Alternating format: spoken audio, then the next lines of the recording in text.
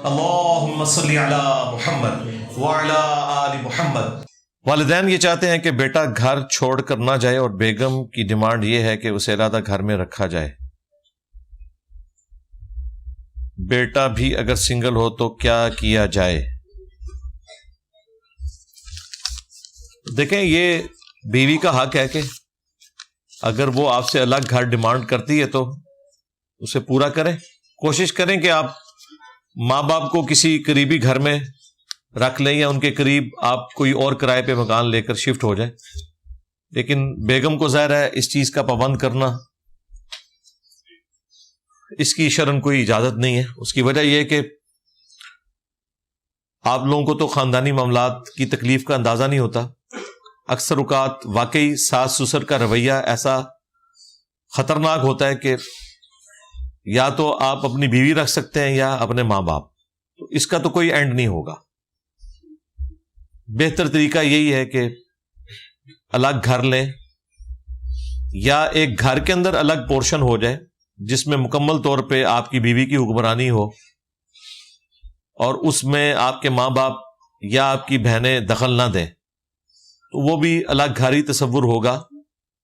Depend کرتا ہے کہ آپ کی قوت خرید کتنی ہے اس کے اوپر۔ اگر بالکل الگ افورڈ کر سکتے ہیں تو ضرور کریں۔ اگلے زمانوں میں یہ ایشو نہیں ہوا کرتے تھے۔ اس کی وجہ یہ کہ جیسے ہی کسی کی شادی ہوتی تھی اس کے لیے الگ ایک خیمہ لگ جاتا تھا۔ قبائلی سسٹم میں ضروریات بھی بڑی تھوڑی سی تھی، اس لیے ان تکلیف کا سامنا عام بندوں کو نہیں کرنا پڑتا تھا۔ اسی لیے آپ کو احادیث کی کتابوں میں، قرآن حکیم میں ماں باپ کے حقوق کا ذکر تو ملے گا، ساس سسر کے حوالے سے آپ کو کوئی چیز نہیں ملے گی، کیونکہ یہ آزمائش جو ہے نا وہ ہمارے سب کانٹیننٹ کے مسلمانوں کے اوپر آ گئی ہوئی ہے، سیدھی سی بات ہے۔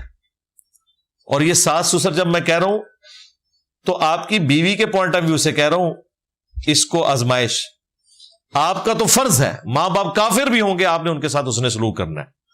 اس کے لیے طریقہ کیا اڈاپٹ کرنا ہے وہ آپ نے خود اپنے معاملے کو دیکھنا ہے، لیکن آپ کے ماں باپ کے ساتھ حسن سلوک والا جو معاملہ ہے وہ آپ کے اوپر فرض ہے۔ وہ قرآن پاک میں 5 مقامات پر توحید کے فوراً بعد ماں باپ کے حق کا ذکر کیا گیا۔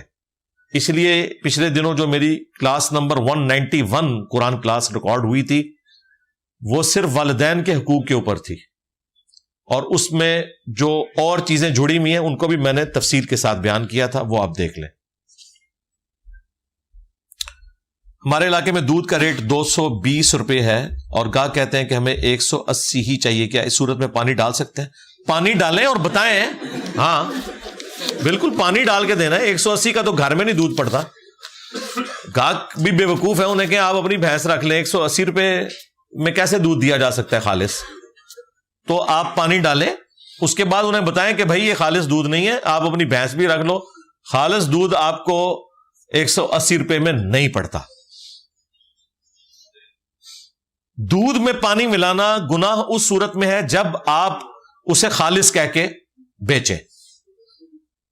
اگر خالص نہیں کہہ رہے اور ویسے بھی جو خریدے انہیں بھی پتا ہے خالص کوئی نہیں ہے، وہ جدوں کار زنانیاں گرم کر دیا نے تو لانتا بھیج دیا نے توڑے ہوتے، تو خالص کہنے سے کوئی فرق نہیں پڑنا۔ تو جو آپ بہتر سمجھتے ہیں وہ کریں، لیکن اتنا پانی نہ ہو کہ لسی بنا دیں، ہاں یہ بھی نہیں ہونا چاہیے۔ جو آپ اپنا پروفٹ رکھنا چاہتے ہیں اس کے پوائنٹ آف ویو سے کریں۔ اگر گھر والے فرقہ پرست ہوں، جب ہم ان سے توحید کی بات کرتے وقت ایموشنل ہو جائیں تو کیا ہم ان کی توہین کر رہے ہیں والدین کی؟ یہ تو آٹومیٹیکلی ہو جائے گا بھائی۔ بہتر یہ ہے کہ دعوت دیں، اس کے بعد خاموشی اختیار کریں، اور جب ماں باپ کو آپ سے ایشو ہو تو ان کو یہ نہ کہیں کہ آپ گمراہ ہیں، آپ کہیں کہ بتاؤ مجھے کیا ہوا ہے۔ ان کو کہ آپ یہ ماں باپ کا یا جو مولوی ہیں ان کا طریقہ واردات ہوتا ہے، اور یہ سارا طریقہ واردات ابوں نے سیکھا ہوتا ہے انہی مولویوں سے کہ ان تے سانو بھی تو جنمی سمجھنا ہے۔ تو ان کو کہیں جی آپ سے ہمارا کوئی لینا دینا نہیں، ہماری تو دعا ہے کہ ہم جنت میں اکٹھے ہوں، آپ یہ بتائیں کہ ہمیں کیا ہوا ہے۔ ہم نہیں کہ آپ کو کہتے، آپ بتائیں ہمیں کیا ہوا ہے۔ تو کوئی نہ کوئی بات تو رکھیں گے نا, اور جب وہ بات رکھیں تو بس ایک بات کو پکڑیں اور انہیں کہیں کہ آپ کے لیے سب سے بڑا مسئلہ یہ ہے, تو ٹھیک ہے اسے ڈسکس کر لیتے ہیں. اور اگر وہ مکاری کریں, اس کے باوجود آپ کو تنگ کریں اور کوئی بات بتانے کے لیے تیار نہ ہو, تو پھر آپ ان کو بات بتائیں, اپنی طرف سے نہیں, ورنہ پھر وہ آپ کے ساتھ سیدھے ہو جائیں. آپ کہیں گے ہمارے استاد یہ کہتے ہیں کہ آپ لوگوں کی نماز قادیانیوں والی ہے. ہائے ہائے ہائے. تو ابا جی جب سے مجھے پتا چلا کہ ہماری نماز قادیانیوں والی ہے, تو میں نے تو نماز اس طریقے پہ کر لی ہے جو بخاری مسلم میں لکھا ہوا ہے. آپ کو ہم کچھ نہیں کہتے, آپ بھی ذرا چیک کر لیں قادیانیوں کی عبادت گاہ میں کہ وہ آپ کے بھائی ہیں یا ہمارے بھائی ہیں, پتہ چل جائے گا. اور دوسرا, ہمارے استاد یہ کہتے ہیں کہ آپ لوگ عبد القادر جیلانی کے نام کی 11ویں کھاتے ہیں, ان کی کتاب سے نماز کا طریقہ نہیں بتا سکتے, کیونکہ انہوں نے بھی وہی طریقہ لکھا ہے جو بخاری مسلم میں ہے, رکوع میں جاتے وقت اور رکوع سے اٹھتے وقت رفع الیدین. بس اے 2 گلاں پکڑ لو تو چولہا لا کے رکھ دو انہاں دیا, کیونکہ ان کے دماغ ہیں بڑے موٹے, ایک مسئلہ حل کریں گے یہ کوئی اور مسئلہ نکال لیں گے. تو بہتر یہ ہے کہ موٹی سی بات کریں, اور نماز کوئی چھوٹی چیز تو نہیں ہے. عقیدہ توحید, ختم نبوت اور رسالت کے بعد سب سے امپورٹنٹ چیز نماز ہے. نماز ہی اگر قادیانیوں والے طریقے کے اوپر ہے تو لمحہ فکری ہے. دیکھیں یہ کیسی بات پکڑی ہے ان کی. اس سے پہلے کہ یہ آپ کے اوپر کوئی جھوٹا الزام لگائے, یہ چشتی رسول اللہ پارٹی یا تھانوی رسول اللہ party turns the table over کرتے ہیں. ان کہ آپ کی نماز قادیانیوں والی ہے, اور یہ ہمارا رائٹ ہے اس طریقے سے بات کرنا. جب قرآن و سنت کی تعلیمات پر عمل کرنے کے سبب یہ ہم پہ گمراہی کے فتوے لگائیں گے نا, تو یہ ہمارا رائٹ ہے کہ ہم اسے ریبٹل کریں گے. قرآن نے تو اس سے زیادہ رائٹ دیا ہے. قرآن میں سورہ الشورى میں آیا کہ برائی کا بدلہ اسی لیول کی برائی ہے, معاف کر دو تو اجر اللہ کے حضور پکا ہے. لیکن یہ معافی تو ہو سکتی ہے ذاتی معاملات میں, جب عقیدے کے اوپر اٹیک ہوگا پھر کوئی معافی نہیں ہے. اور سورۃ النساء میں آیا کہ اللہ تعالیٰ برائی کے ساتھ کسی کا ذکر کرنا پسند نہیں کرتا سوائے اس کے کہ جو مظلوم ہے. مظلوم اگر ظالم کو سخت الفاظ بھی بول دے تو اللہ تعالیٰ اس چیز سے صرف نظر فرماتا ہے. تو ہم مظلوم ہیں نا, ہم انہیں ایاک نعبد و ایاک نستعین پیش کرتے ہیں. یہ کہتے ہیں سن فریاد پیرا دیا پیرا. ہم کہتے ہیں کہ اپنی مصیبت اور پریشانی میں اپنے رب کے حضور دعا کرنی ہے, اور بیماری کی صورت میں ڈاکٹر سے جا کے دوائی لینی ہے. یہ کہتے ہیں جی درد والی جگہ پہ ہاتھ رکھ کے پڑے, دادا صاحب کی گھوڑی. کہہ رہے ہیں کہ نہیں؟ اب ان سے پوچھنا نہیں چاہیے. ویسے وہ باپا جانی کی نئی ویڈیو آئی ہے, ہاں اس میں کیا ہوا ہے؟ وہ صرف ٹانگیں نہیں باپا جانی کی جواب دے گی, وہ دادا صاحب کی گھوڑی بھی مار گئی ہے. آپ کو حیران کن بات بتاؤں, ان کی جو کتاب ہے نا فضان سنت, جو ہم 1992 میں درس دیا کرتے تھے جب میں میٹرک میں پڑھتا تھا, اس میں آج بھی میں اگلے دن وہ کتاب سنبھال کے رکھی ہوئی ابھی تک, میں نکال کے پڑھ رہا تھا. مجھے خواب کی طرح یاد تھا کہ اس میں لکھا ہوا ہے کہ یہ میز اور کرسی پہ بیٹھ کے کھانا کھانا انگریزوں کا طریقہ ہے, اور اعلیٰ حضرت کے حوالے سے لکھا ہوا تھا. وہ میں نے کھول کے دیکھا, واقعی مل گیا. ان لوگوں کی سمجھدانی ایسی ہے, یہ لوگ پہلے اینک کو بھی کہتے تھے یہ انگریزوں کی مشابہت ہے, اور باقاعدہ کرسی میز کے اوپر بیٹھ کے کھانا کھانے کے اوپر باپا جانی نے ابو داؤد کی وہ حدیث بھی فضان سنت میں لکھی ہے, من تشبہ بقوم فہو منہم, جس نے کسی قوم کی مشابہت اختیار کی وہ اس میں شمار کیا جائے گا. تو وہ کہتے تھے کہ یہ جو آج کل شادی بیاہ کے موقع کے اوپر لوگ جو ہیں وہ میز کرسیوں کے اوپر بیٹھ کے کھانا کھا رہے ہوتے ہیں, تو یہ تو غیر مسلموں کا طریقہ ہے. باپا جانی نے کبھی سوچا تھا کہ 8 سے 32 سال کے بعد میری ٹانگیں بھی جواب دے جائیں گی اور سارے یہ وظیفے بھی ختم ہو جائیں گے, دادا صاحب کی گھوڑی والے, اور مجھے بھی بیٹھنا پڑے گا. چلے وہ تو بیٹھ گئے, جو ساتھ بیٹھے ہوئے ہیں ان کے گھٹنے تو جواب نہیں نہ دے گے, ان کو بھی تو ساتھ بٹھایا ہوا نا. اس کا مطلب ہے کہ اب اسے وہ جائز سمجھنا شروع ہو گئے. اچھی بات ہے, لیکن اپنی عوام کو بھی بتائیں کہ جب درد ہو تو آپ نے دوائی لینی ہے, دادا صاحب کی گھوڑی نہیں پڑھنا, کیونکہ خود انہوں نے کوئی نہیں پڑھا. آپ لوگوں کو یہ مصیبت اور پریشانی میں, بیماریوں میں, درباروں میں بھیجتے ہیں, خود یہ مہنگے مہنگے ہاسپٹل سے اپنا علاج کرواتے ہیں. ابھی باپا جانی کو بھی عبداللہ شاہ غازی کے مزار پہ لے جائے نا, اور وہاں کی وہ جو خاک ہے یا نمک ہے وہ ان کے گھٹنوں پہ ملے, ٹھیک ہوں.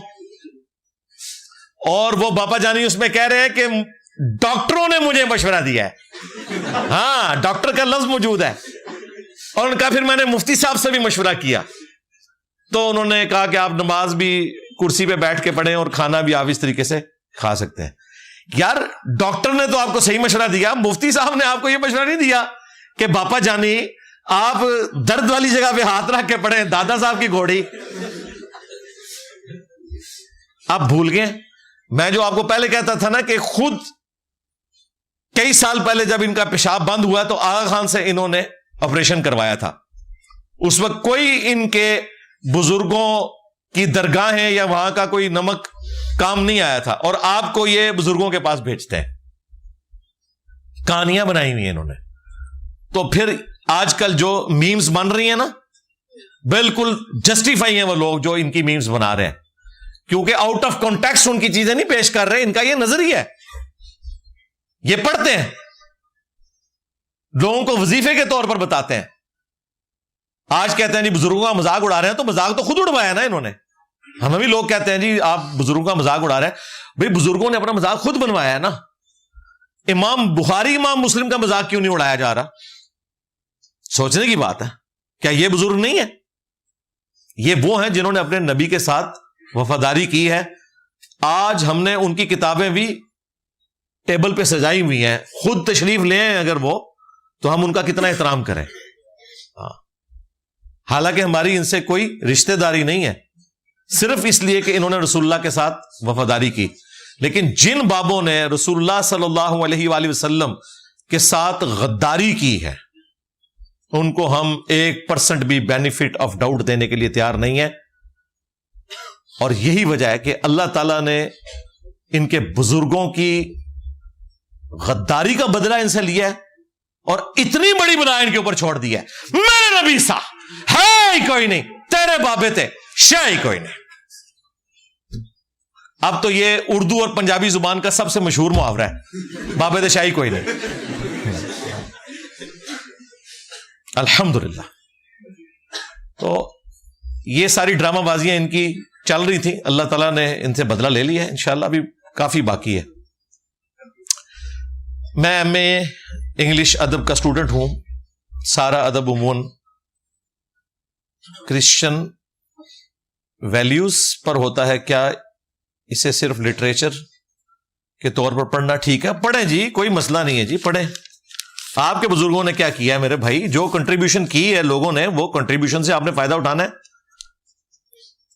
مجھے بتائیں اس وقت میڈیکل فیلڈ میں جتنی ترقی ہوئی ہے, یہ کسی اجمیر شریف, بغداد شریف, بریلی شریف, دیوبند شریف کا تو دین نہیں ہے, گوروں کی محنت ہے. ان میں سے اکثر کرسچنز ہیں, کئی یہودی ہیں, تو وہ ہم فائدہ اٹھا رہے ہیں نا.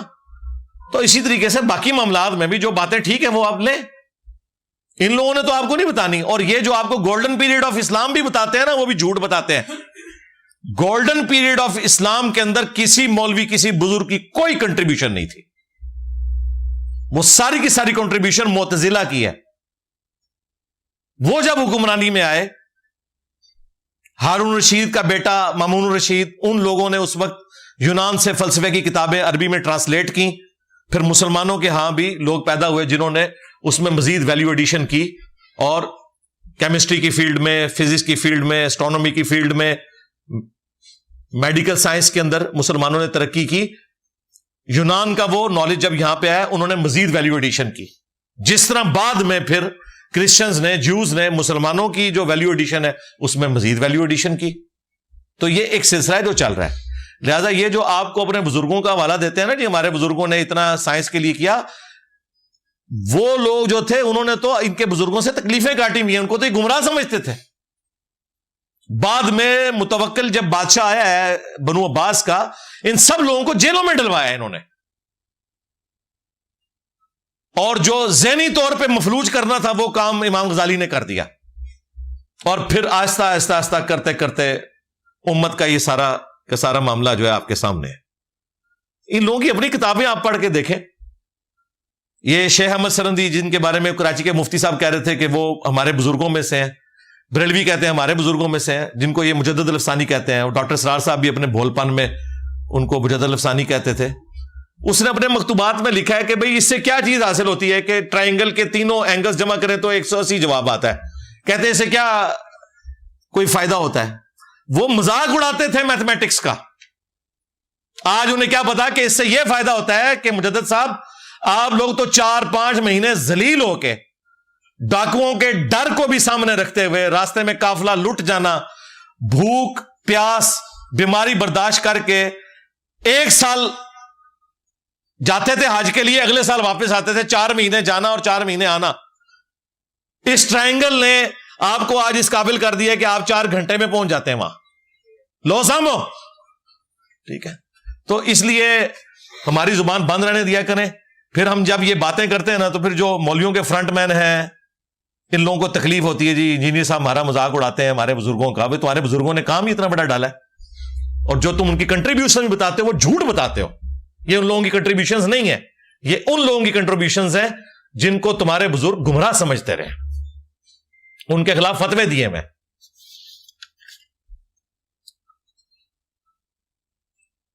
پرانے زمانے میں قبلے کی ڈائریکشن کیسے معلوم کی جاتی تھی، اور حتیم کو اب خانہ کعبہ میں شامل نہیں کر دینا چاہیے جو نبی الاسلام کی خواہش تھی؟ اب تو خیر ضرورت ہی کوئی نہیں ہے جی، عوام الناس کو فائدہ اٹھانے تھے. نبی الاسلام نے خواہش کا اظہار کیا، حکم تو نہیں فرمایا. تو ضروری نہیں ہے کہ اس کو اس طریقے سے ایگزیکیوٹ کیا جائے، کیونکہ اگر یہی چیز ہوتی تو خلفائے راشدین اس کو کر دیتے. خلفائے راشدین نے نہیں کیا، بعد میں ایک کوشش کی عبداللہ ابن زبیر نے، لیکن وہ بھی ریورس ہو گئی. اس کے بعد جب دوبارہ کوشش ہونے لگی تو پھر امام مالک نے اس وقت فتویٰ دیا تھا یہ حکمرانوں کی گیم بن جائے گی. ایک آئے گا وہ کعبے کو توڑے گا، حتیم کو باہر نکالے گا، دوسرا حتیم کو توڑے گا، اس کو کعبے کے اندر داخل کرے گا، یہ تماشا لگا رہے گا. لہٰذا اس کو ویسے ہی رہنے دیں. ہاں حضرت ابوبکر، عمر، عثمان و علی میں سے کسی نے یہ ایکٹیویٹی پرفارم کی ہوتی تو ہم یہی فارم لیتے جو آپ لے رہے ہیں. چونکہ انہوں نے نہیں کیا اور ان کے اختیار میں بھی تھا. حضرت عمر کے پاس تو دولت بھی اتنی آ چکی تھی رومنز اور پرشین کی بیت المال کے اندر، وہ یہ کر سکتے تھے. لہذا میں نہیں سمجھتا کہ اس کو کرنا کوئی ضروری ہے. باقی ڈائریکشن آف قبلہ، اس زمانے میں بھی ڈائریکشن معلوم کرنے کے لیے جو سورج کا سہارا لیا جاتا تھا، یہ نالج مسلمانوں کے دنیا میں آنے سے پہلے، یعنی نبی علیہ السلام کی بعثت سے پہلے بھی موجود ہے. اور اس وقت یونان میں سائنس اتنی ترقی کر چکی تھی. اسی طریقے سے سورج کے ذریعے اس کے سائے کو دیکھ کر دھوپ گڑی بنانا، یہ چیزیں رائج تھیں اس زمانے کے اندر بھی، کوئی مشکل نہیں تھا. باقی ایگزیکٹ ڈائریکشن آف قبلہ اس زمانے میں یہ پاسبل نہیں تھی، اندازن تھا. اسی لیے ایگزیکٹ قبلے کی ڈائریکشن رکھنا اس زمانے میں کوئی ضروری بھی نہیں تھا. نبی علیہ السلام نے کافی ٹالرنس دی ہوئی تھی. اس کے اوپر میں نے پوری ویڈیو ریکارڈ کروائی ہے، وہ آپ دیکھ لیں. ڈائریکشن آف قبلہ ان نارتھ امریکہ. نارتھ امریکہ میں، جسے آپ آج کے زمانے میں یو ایس اے کہتے ہیں، پچھلے کئی سو سال سے کعبے کی ڈائریکشن غلط تھی. ساؤتھ کی طرف وہ قبلہ رخ کرتے تھے، کیونکہ مراکش کی طرف سے وہ گئے ہوئے تھے تو وہ سمجھتے تھے کہ قبلہ اس طرف ہے. بعد میں جب کیلکولیشن ہوئی ہے، ابھی بھی آپ گلوب اپنے سامنے رکھیں تو نارتھ کی طرف سے قبلہ زیادہ نزدیک ہے ایز کمپیئر ٹو ساؤتھ کی طرف سے. اس لیے اب جو نئی مسجدیں بن رہی ہیں پچھلے کوئی 40-50 سال سے، وہ نارتھ کی طرف ہے. پرانی والی مسجدیں اس طرح ہے قبلہ رخ، آج والی اس طرح ہے، اتنا فرق ہے. تو میں نے اس کے اوپر باقاعدہ ویڈیو ریکارڈ کروائی تھی، اس میں احادیث بتائی تھی کہ اس میں ٹالرنس کتنی موجود ہے. ڈائریکشن آف قبلہ ان نارتھ امریکہ، وہ آپ دیکھ لیں ویڈیو. سود کے 70 حصے ہیں، ان میں سے ہلکا کوئی شخص اپنی ماں کے ساتھ 70 دفعہ. یہ روایت تو خیر کمزور ہے، باقی روایتیں موجود ہیں، میں نے آج ڈسکشن بھی کر دی ہے. اگر ایک بندہ اکیلا نماز پڑھ رہا ہو اور دوسرا بندہ اس کو پیچھے سے ہاتھ لگائے تو وہ بندہ امامت شروع کر سکتا ہے؟ جی کر سکتا ہے، بالکل کر سکتا ہے. اگر جہری نمازیں ہیں تو اسی وقت وہ قرات جہر کرنا شروع کرتا ہے. اگر سرن ہے تو پھر وہ آہستہ آواز میں اس طریقے سے پڑھتا رہے. میرے والد صاحب انتہائی شریف آدمی ہیں اور وہ ایک پیر کے مرید تھے، ان کو خلافت بھی ملی ہوئی تھی دم کرنے کے لیے. اب میں ان کی مغفرت کے لیے دعا کے علاوہ اور کیا کر سکتا ہوں؟ صدقہ اور خیرات کریں جی. ایصال ثواب کے 10 طریقے میری ویڈیو دیکھ لیں. اگر قرآن کے مطابق ہم سوتے ہیں تو ہماری روحیں اللہ تعالیٰ قبض فرما لیتا ہے، تو پھر ہمارا دل دھڑکتا ہے اور ہماری سانس کیسے چلتی؟ یہ روحیں قبض ہونا یہ وہ چیز ہے جس کی تفصیلات ہمیں نہیں بتائے گی، نہ یہ سائنس کے ذریعے چیزیں آبزرو کی جا سکتی ہیں. روح جو ہے یہ اللہ کا امر ہے، وہ اس فزیکل فینومینا کے ساتھ ریلیٹڈ چیز نہیں ہے. اسی لیے آپ دیکھیں کئی لوگ ہیں جن کی میڈیکل ڈیتھ ہو جاتی ہے، سانس وہ لے رہے ہوتے ہیں وینٹیلیٹر کے اوپر، لیکن ڈاکٹرز کہتے ہیں کہ میڈیکلی ان کی ڈیتھ ہو چکی ہے، ابھی مشین سے ہٹائیں گے تو یہ مر جائیں گے. وہ میڈیکل ڈیتھ کیا ہے؟ روح نکل چکی ہوتی ہے. اگرچہ وہ مشینوں کے ذریعے اس کے اندر خون بھی چلاتے رہتے ہیں، دل بھی پمپ کرتا رہتا ہے، لیکن وہ کہتے ہیں بندہ مرا ہوا ہے. دل چل رہا ہے، بندہ مرا ہوا ہے، وہ مر کیسے گیا؟ روح پرواز کر کی. یہ ایک الگ سے چیز ہے. باقی یہ جو قرآن نے کہا نا، سورہ زمر کی جو آپ نے آیت کوٹ کی کہ ہم انسان کی روح قبض کر لیتے ہیں موت کے وقت بھی اور نیند کی حالت میں بھی، اور جس کی روح ہم نے اپنے پاس رکھنی ہوتی ہے وہ روک لیتے ہیں، باقیوں کی ہم واپس بھیج دیتے ہیں تاکہ ایک مقررہ وقت جو ان کا دنیا میں ہے وہ گزار لیں. تو یہ قبض کرنے سے مراد یہ نہیں ہے کہ وہ 100% قبض ہے. وہ اللہ تعالیٰ کے پاس روح گئی لیکن اس کا رشتہ اپنے جسم کے ساتھ برقرار ہے، جس کی نوعیت ہمیں نہیں پتا. اسی لیے جب ہم کسی سوئے ہوئے شخص کو سوئی چبھوئیں گے تو وہ جاگ اٹھے گا. یہ وہ والا قبض ہونا نہیں ہوتا جو ایگزیکٹلی موت کے وقت قبض ہونا ہے. اس کی کیفیت ڈفرنٹ ہے. چونکہ یہ اس فزیکل ورلڈ سے تعلق نہیں رکھتی چیزیں، ان کے بارے میں تب آزمائی نہیں کر سکتا. میں شادی نہیں کرنا چاہتا. اگر میں شادی نہ کروں تو مجھ پر کوئی گناہ تو نہیں ہوگا؟ یار یہ بڑی دفعہ آ چکا ہے. شاہ جی تو سیدھا جواب دو.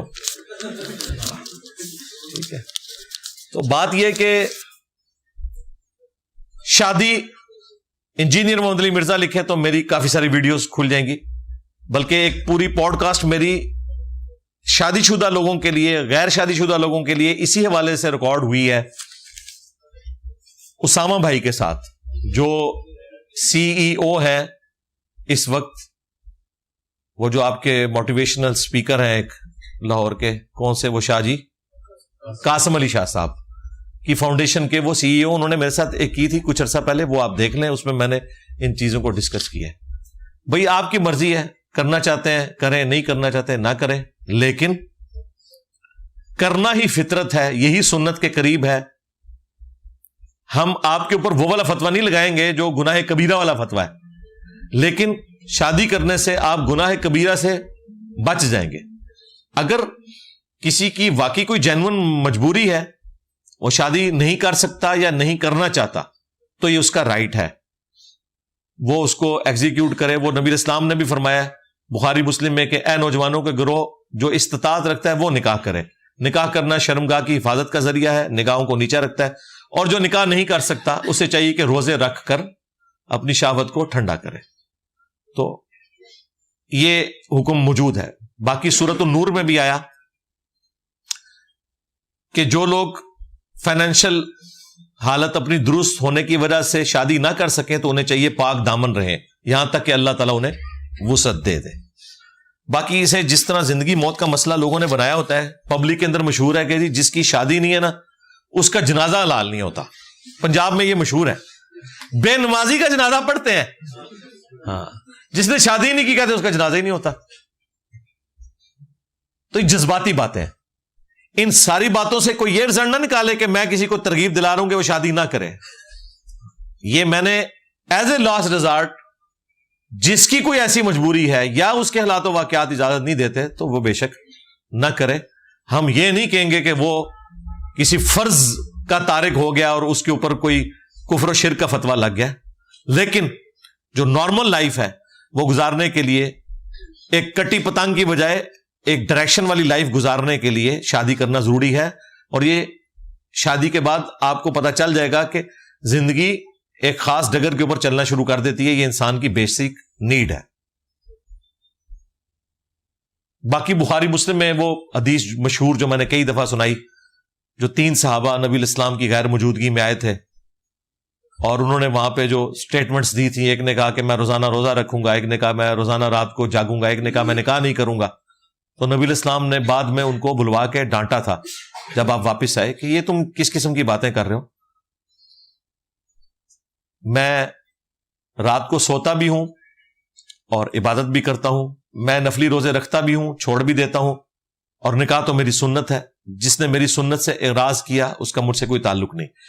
جان بوجھ کے اس سنت کو چھوڑنا بغیر کسی وجہ کے یا تحقیر کی نیت سے دیکھنا یا یہ سمجھنا کہ اللہ کے قرب کا ذریعہ ہے کہ انسان شادی نہ کرے, جس طرح کے کرسچنز اور جیوز کے راہب کیا کرتے تھے, تو وہ ایکٹیویٹی جو پرفارم کرے گا وہ حرام کا مرتکب ہے, کیونکہ وہ رسول اللہ کی سنت کو چھوڑ رہا ہے. ایسی سنت چھوڑنے والے کے لیے وہ حدیث ہے ترمذی میں کہ 6 لوگوں پہ اللہ کی لعنت ہے, ان میں سے ایک وہ ہے جو سنت کو چھوڑے, نبی الاسلام کے طریقے کو چھوڑے, یعنی ان تمام شرائط کے ساتھ. باقی آپ اپنے معاملات کو بہتر سمجھتے ہیں. ہمارے گاؤں میں قبروں کو اندر سے بھی گھر کی طرح پکا کیا جاتا ہے, تو انہیں کیسے سمجھائیں؟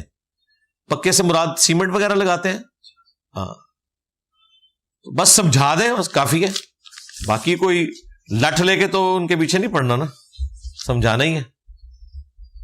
حدیث بتائیں صحیح مسلم کی 2245 کے نبی الاسلام نے قبروں کو پکا کرنے سے منع فرمایا. جنت میں ایک مقام وسیلہ ہے جو اللہ تعالیٰ اپنے صرف ایک بندے کو دے گا, کیا عام مسلمان اس مقام کی خواہش کر سکتا ہے؟ نہیں, وہ تو ڈیفائن ہو چکا ہے نا, بخاری مسلم میں ہے کہ وہ شخصیت رسول اللہ ہے صلی اللہ علیہ وآلہ وسلم, وہ مقام صرف ان کے لیے. ہاں, مقام وسیلہ کا پڑوس آپ طلب کر سکتے ہیں کہ نبی الاسلام کا پڑوس اللہ تعالیٰ ہم سب کو نصیب کرے, آمین. عطائی ڈاکٹر کی سروس اور کمائی جائز ہے یا ناجائز ہے؟ بھائی چونکہ گورنمنٹ نے ان چیزوں کو الاؤ نہیں کیا ہوا, لہذا ہم اس طرح کی کمائی کو جائز نہیں سمجھتے, کیونکہ اس طریقے سے اگر معاملات شروع ہو جائیں گے تو ہر کوئی پھر قانون کو توڑنا شروع کر دے گا. یا تو گورنمنٹ اس کے لیے کوئی راستہ نکالے, جس طرح بعض اوقات یہ بھی ہوتا ہے کہ کوئی عطائی ڈاکٹر ہے, اس نے اوریجنل ڈاکٹرز بھی ہائر کیے ہوتے ہیں اپنے ہاسپٹل کے لیے, اوور آل مینجمنٹ کو وہ دیکھ لیتا ہے کیونکہ اس کے پاس انویسٹمنٹ ہوتی ہے یا اس کا کام چل گیا ہوتا ہے, اور وہ ڈگری کسی اور ڈاکٹر کی استعمال کرتے ہیں اور اس کی بنیاد کے اوپر اپنے سارے معاملات کو لے کے چلتے ہیں. لیکن اس میں بھی پھر دقت نظر سے دیکھنے کی ضرورت ہے کہ کوئی ایسا مس ہینڈلنگ والا ایشو نہ ہو, تو بہتر تو ہے کہ ان چیزوں سے بچ جائے. باقی آپ اپنے طور پہ جو کرنا چاہتے ہیں وہ تو ہم ساری عطائی ڈاکٹر ہی ہیں, مطلب جو چھوٹی موٹی بیماری ہوتی ہے تو ہم ڈاکٹرز کے پاس تو نہیں جاتے, ہم گھٹنے پہ ہاتھ رکھ کے پڑھتے ہیں دادا صاحب کی گھوڑی یا ڈسپرین کی گولی لے لیتے ہیں.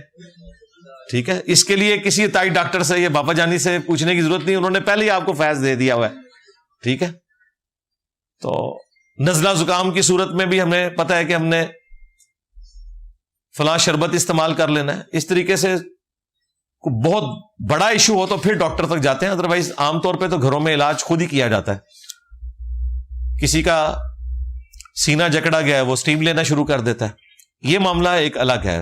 لیکن ایک پروفیشنل علاج کرنا, اس کے لیے چونکہ گورنمنٹ نے الاؤ نہیں کیا ہوا, اس لیے ہم اس کو شرعی طور پہ وہ فتویٰ نہیں لگا رہے. گورنمنٹ کے پوائنٹ آف ویو سے ظاہر ہے کہ نظام کو پھر ایک طریقے سے لے کے چلنا ہے.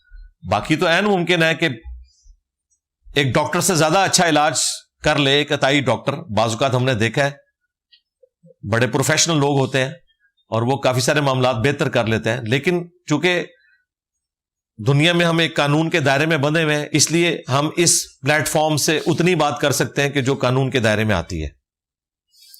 میرا نام غلام غوث ہے، کیا نام چینج کرنا چاہیے؟ جی چینج کر سکتے ہیں تو ضرور کریں. اور اگر غوث سے مراد آپ اللہ کی ذات کو لے لیں، کیونکہ اب تو ہمارے نزدیک وہ غوث ہے نا.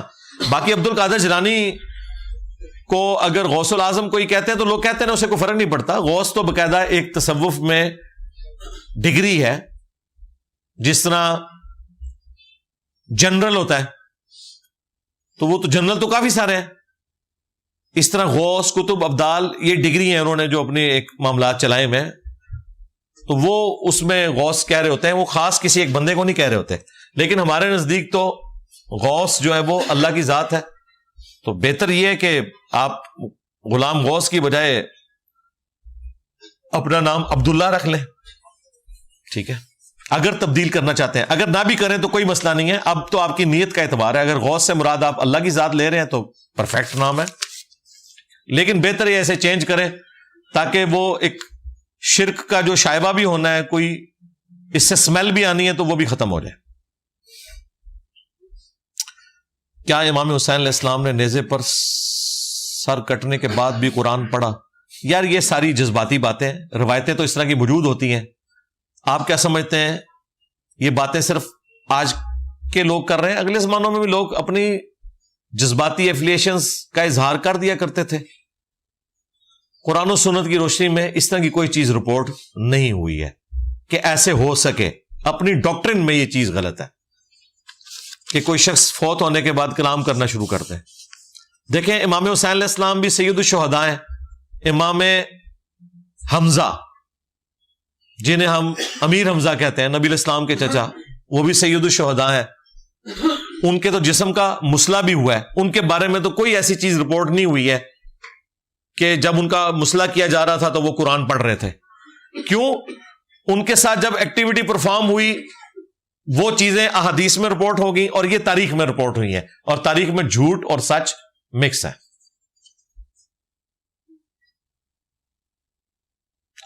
ہمارے علاقے میں کان کے علاج کے لیے کسی بھی کیا لکھے کسی بھی جوڑواں بچے کی آواز کو سنایا جاتا ہے. اس بندے کو سنایا جاتا ہے جس کے کان میں. ہاں تو ٹھیک ہے، اگر اس سے ہو رہا ہے تو ٹھیک ہے. ساتھ ایک دفعہ یہ بھی پڑھے دادا صاحب کی گھوڑی.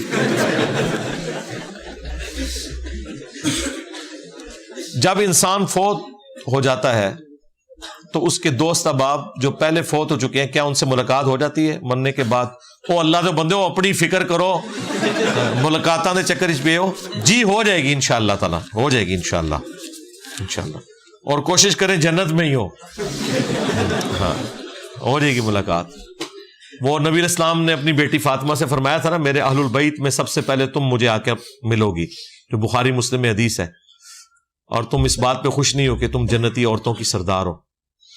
تو اس پہ وہ مسکرا پڑی تھی. جب نبی علیہ السلام نے انہیں اپنی موت کی خبر دی تو وہ رو پڑی، اور پھر نبی علیہ السلام نے انہیں یہ خوشخبری سنائی. تو یہ بات بالکل ٹھیک ہے، مرنے کے بعد ملاقات ہو جاتی ہے. پاکستانی مسلمانوں کی فلسطین کے حوالے سے کیا ذمہ داری ہے؟ اس کے اوپر میری تفصیلی کئی ایک ویڈیوز ریکارڈ ہے. فلسطین انجینئر محمد علی مرزا لکھے تو ویڈیو کھل جائے گی. کیا اللہ کے سوا کسی سے مدد مانگنا جائز ہے؟ دعا کے طور پر جو مدد ہے وہ تو آپ اللہ کے سوا کسی سے نہیں مانگ سکتے. باقی جو ظاہری اسباب ہیں وہ آپ کسی کافر سے بھی لے سکتے ہیں. نبی علیہ السلام کی اپنی زیرہ گروی رکھی ہوئی تھی اناج کے عوض یہودی کے پاس، تو یہودیوں کے ساتھ بھی آپ لین دین کا معاملہ کر سکتے ہیں. میں بریلوی مدرسے میں طالب علم ہوں، اگر میں وہاں رفع الیدین کروں تو مجھے مدرسے سے نکال دیں گے. اس صورت میں میں کیا کروں؟ ٹھیک ہے اپنی تعلیم مکمل کریں، لیکن اس کے بعد آپ نے کیا کرنا ہے یہ بھی مجھے ذرا بتائیں نا. مدرسے سے نکل کے کرنا کیا آپ نے، یہ بھی تو دیکھنے کی ضرورت ہے نا. اگر تو آپ نے وہ فیلڈ اڈاپٹ کرنی ہے تو میرے بھائی ابھی وہ فیلڈ چھوڑ دیں، کیونکہ بعد میں تو کوئی مسجد ہی سنبھالنی ہوگی. پھر آپ کہیں گے جی میں نے مسجد بریلویوں کی سنبھالی بھی ہے، لہٰذا اب میں نے رفع الیدین اس لیے نہیں کرنا کہ مسجد میرے پاس ہے. تو یہ تو آپ اپنی دنیا بھی برباد کریں گے، آخرت بھی برباد کر بیٹھیں گے. اور اگر آپ شوقیہ پڑھ رہے ہیں تو وہ پارٹ ٹائم بھی پڑھا جا سکتا ہے. آپ اپنی اسکول کالج کی تعلیم بھی جاری رکھیں اور پیرلل میں یہ جاری رکھیں. تو یہ آپ نے خود فیصلہ کرنا ہے کہ اس میں سے نکالنا کیا ہے مدرسے میں پڑھ کے. کیا نماز حالت قیام میں ہاتھ چھوڑ کر پڑھنا کسی صحیح اور واضح حدیث سے ثابت ہے؟ سنن ابی داؤد ابو حمید سعدی کی روایت کے علاوہ، کیونکہ اس میں واضح نہیں ہے۔ واضح اور کیسے آپ کو کیا جائے؟ بالکل واضح ہے۔ کیا ہے اس میں سے؟ بالکل اس میں واضح الفاظ موجود ہیں کہ جب نبی علیہ السلام نماز شروع کرتے تو اپنے دونوں ہاتھوں کو کندھوں تک بلند کرتے اور پھر تکبیر کہتے، یہاں تک کہ ہر ہڈی اپنی جگہ پر واپس آ جاتی۔ ان ناسبیوں نے شیعہ کے بکس کے اندر اس کو یوں بیان کیا کہ جی یہ جو اس میں موجود ہے ہر ہڈی اپنی جگہ پہ آ جاتی، مراد یہ ہے کہ یوں ہر ہڈی اپنی جگہ پہ آتی پھر آپ اللہ اکبر کہتے، حالانکہ اس میں ترتیب یہ نہیں ہے، اس میں ہے کہ ہاتھ بلند کرتے، اللہ اکبر کہتے، یہاں تک کہ ہر ہڈی اپنی جگہ پہ واپس آ جاتی، اللہ اکبر کے بعد ہڈی آنے کا ذکر ہے۔ اور دوسرا، اہل حدیث تو اس طرح کا رفع دین کرتے نہیں ہے، تو تم لوگ اس کا ہی کہہ رہے ہو جی ایسے کر کے ہر جگہ، تو تسی تک اس طرح رفع دین کیتے ہی نہیں۔ دوسرا اس میں ہے کہ اللہ اکبر کہتے تو اس کے بعد ہر ہڈی اپنی جگہ پہ واپس آتی، تو اللہ اکبر کے بعد اگر تو ہڈی نماز شروع کرنے سے پہلے یہاں سے سٹارٹ ہوئی تھی تو یہاں واپس آتی ہے، اور اگر نماز شروع کرنے سے پہلے یہاں سے سٹارٹ ہوئی تھی تو وہاں واپس آتی ہے۔ لو زامو کہانیاں کرا دے سانو۔ اور دوسرا، اہل حدیث تو بات ہی نہ کریں، انہوں نے حنفیوں کو جو پوری چین بتائی ہے نا سنن کبریٰ البیہقی سے، کہ عطا بن ابی رباح سے کسی نے پوچھا کہ آپ رکوع میں جاتے وقت اور رکوع سے اٹھتے وقت رفع الیدین کیوں کرتے ہیں؟ تو انہوں نے کہا میں نے یہی سوال عبداللہ ابن زبیر سے کیا تھا کہ آپ رکوع میں جاتے وقت اور رکوع سے اٹھتے وقت رفع الیدین کیوں کرتے ہیں؟ تو عبداللہ ابن زبیر نے کہا کہ یہی بات میں نے اپنے نانا سیدنا ابو بکر سے پوچھی تھی، تو انہوں نے مجھے بتایا کہ نبی صلی اللہ علیہ وآلہ وسلم بھی نماز اس طرح ہی پڑھتے تھے۔ تو یہ اہل حدیث آپ کو فخریہ بتاتے تھے، ان کے سارے مناظرے دیکھیں، ان کی رفع الیدین کے اوپر ساری کتابیں دیکھیں۔ یہ حنفیوں کو سب سے مضبوط دلیل بخاری مسلم کے بعد اگر کوئی پیش کرتے ہیں نا تو یہ والی حدیث سنن کبریٰ البیہقی کی پیش کرتے ہیں اور کہتے ہیں دیکھیں عطا بن ابی رباح تو امام حنیفہ کے استاد تھے، اور تاریخ بغداد میں آیا کہ امام حنیفہ نے فرمایا میں نے عطا بن ابی رباح سے افضل شخص پلانٹ ارتھ پہ کوئی نہیں دیکھا، خیر التابعین میں سے ہیں۔ اور یہ اس بات کا ثبوت ہے کہ امام حنیفہ تبع تابعی ہیں، تابعی نہیں ہے، ورنہ وہ کسی صحابی کا نام ذکر کرتے ہیں۔ انہوں نے کہا کہ میں نے روئے ارض پہ عطا بن ابی رباح سے افضل شخص کوئی نہیں دیکھا۔ تو کہتے دیکھو عطا بن ابی رباح جو ہے نا وہ رفع الیدین کرتے تھے، اور انہوں نے نماز عبداللہ ابن زبیر سے سیکھی تھی جو کہ حضرت ابو بکر کے نواسے ہیں، اما عائشہ سلام اللہ علیہا کے بھانجے ہیں، اور اسماء بنت ابی بکر کے بیٹے ہیں، اور حضرت زبیر اشرم مبشرہ کے بھی بیٹے ہیں، خود بھی صحابی ہیں، صحابیہ کے بیٹے ہیں، صحابی کے بیٹے ہیں، اور خلیفہ راشد سیدنا ابو بکر رضی اللہ تعالیٰ عنہ علیہ السلام کے نواسے بھی ہیں۔ اور کہتے ہیں انہوں نے حضرت ابو بکر سے نماز سیکھی تھی، اور حضرت ابو بکر کو نبی علیہ السلام نے سکھائی تھی۔ تو بھائی اگر عبداللہ ابن زبیر کو رفع الیدین کے ساتھ نماز پڑھنا حضرت ابو بکر نے سکھایا تھا، تو عبداللہ ابن زبیر جو ہاتھ چھوڑ کر نماز پڑھتے تھے وہ انہوں نے خامنائی صاحب سے نہیں سیکھی تھی، وہ بھی حضرت ابو بکر سے ہی سیکھا ہوا تھا۔ مصنف ابن ابی شیبہ میں موجود ہے کہ عبداللہ ابن زبیر ہاتھ چھوڑ کر نماز پڑھتے تھے۔ کون؟ جنہوں نے نماز حضرت ابو بکر سے سیکھی ہوئی تھی، خود بھی صحابی ہیں۔ تو اس سے زیادہ کوئی واضح چیز نہیں، اس لیے میں نے بڑی تفصیل کے ساتھ یہ ویڈیو ریکارڈ کروائی ہوئی ہے، اور یہ ساری باتیں میں کوئی نئی نہیں کر رہا، یہ ساری باتیں میں نے 6-7 سال پہلے ریکارڈ کروا دی ہوئی ہے۔ ہاتھ چھوڑ کر نماز پڑھنا آلموسٹ کوئی 40-50 منٹ کی ویڈیو ہے، اس میں نے یہ ساری حدیثیں نہ صرف بتائی ہیں، ڈسپلے بھی کرائی ہوئی ہے۔ ٹھیک ہو گیا جی؟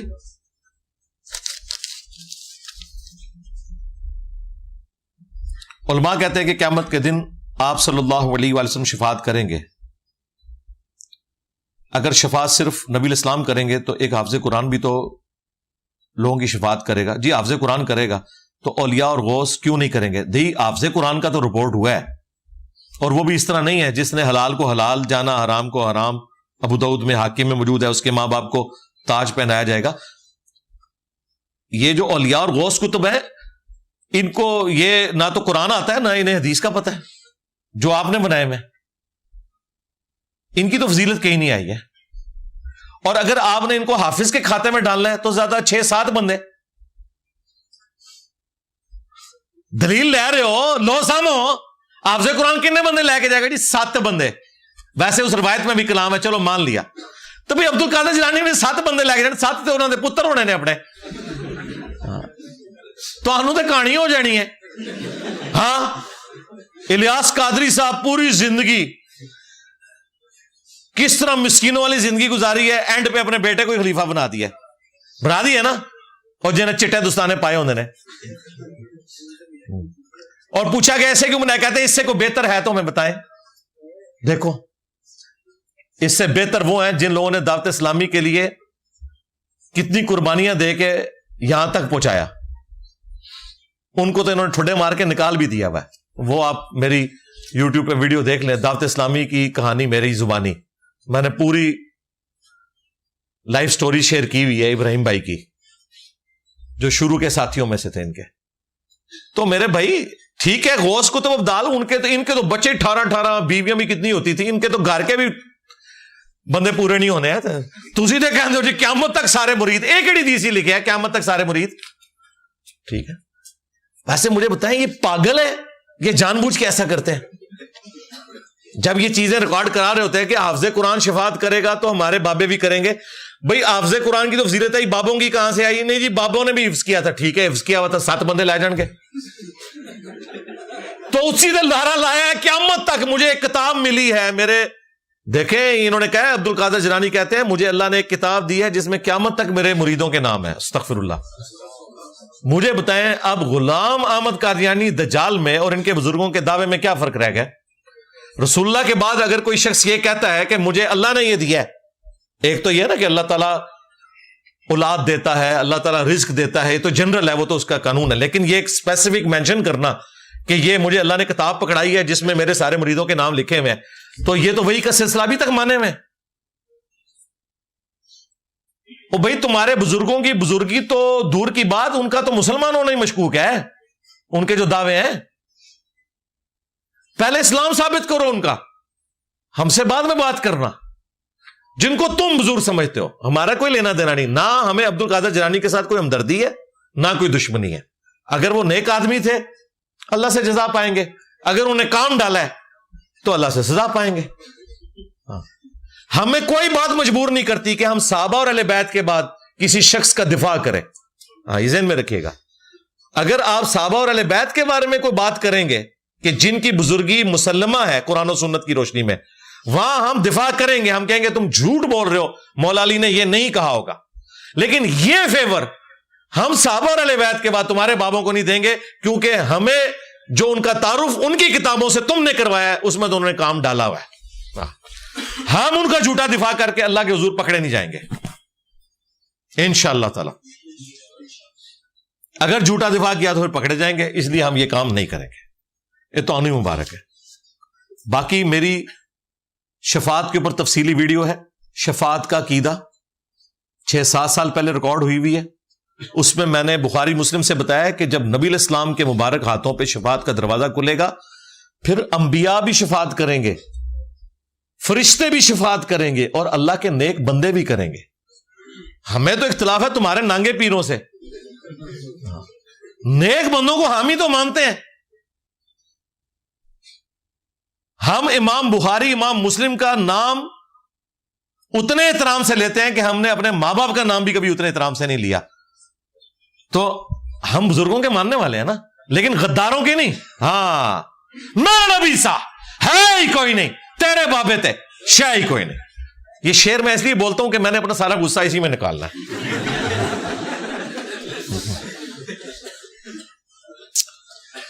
نبی علیہ السلام قرآن پاک کے نزول سے پہلے 40 سال تک کس دین پر تھے؟ دین فطرت کے اوپر تھے، کبھی شرک نہیں کیا. کیا لڑکی والد یا بھائی کی اجازت کے بغیر نکاح کر سکتے ہیں؟ اور طلاق شدہ کا کیا حکم ہے؟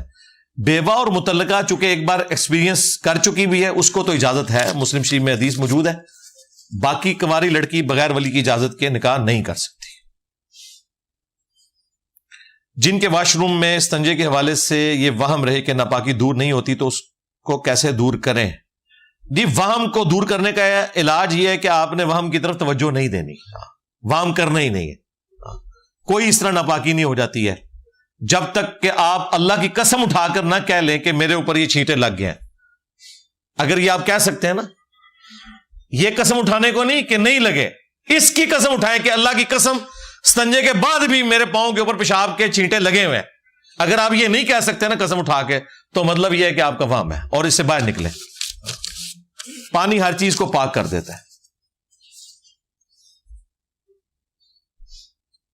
بیرون ملک جا کر وہاں کی نیشنلٹی حاصل کرنے کے لیے اسائلم فائل کرنا جائز ہے؟ بالکل جائز ہے، آپ کا رائٹ ہے، کیوں نہ کریں.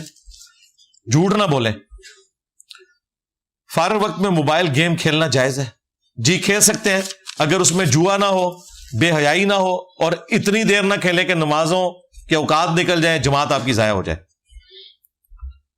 باہر کے ملک میں ڈنکی لگا کر جانا جائز ہے؟ نہیں جی، بہت ثواب کا کام ہے، ڈبو جا کے رام موت مرو. غلط ہے، ظاہر ہے.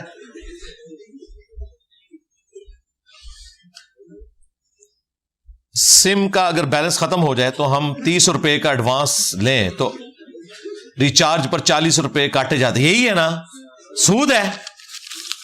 یہ آپ سے وہ پیسے لے رہے ہیں کیونکہ آپ نے ایڈوانس ان سے بیلنس منگوایا، تو ظاہر ہے انہوں نے آپ کو پیسے دیے ہیں، اتنا ہی پیسہ ان کو واپس لینا چاہیے تھا. وہ نہیں لیتے، وہ زیادہ لیتے ہیں. اور وہ اسی لیے لیتے ہیں کہ وہ آپ کی اس مجبوری سے فائدہ اٹھانا. تو ضرورت کیا ہے یار، اتنی کون سی آگ لگی ہوئی ہے؟ بھائی وہ جو اے سی کے پاس اس طرح بیٹھے نا، مسلسلہ باتیں کر رہے، پھر مجھے پوائنٹ آؤٹ کرنا پڑے گا، جوڑیاں لگا کرنی پڑے گی، اس سے پہلے اپنے آپ پہ کنٹرول کر.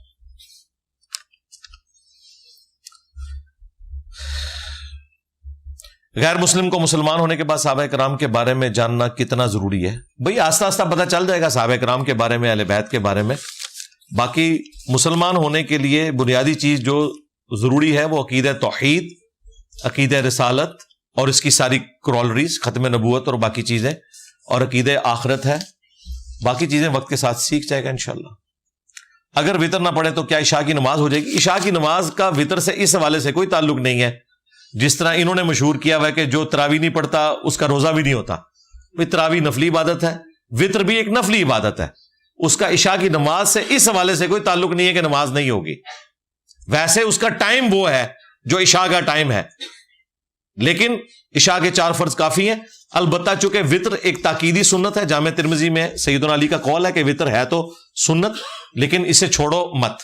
نبی علیہ السلام کی یہ روٹین تھی، آپ سفر میں بھی وتر پڑھتے تھے، بخاری مسلم میں آیا.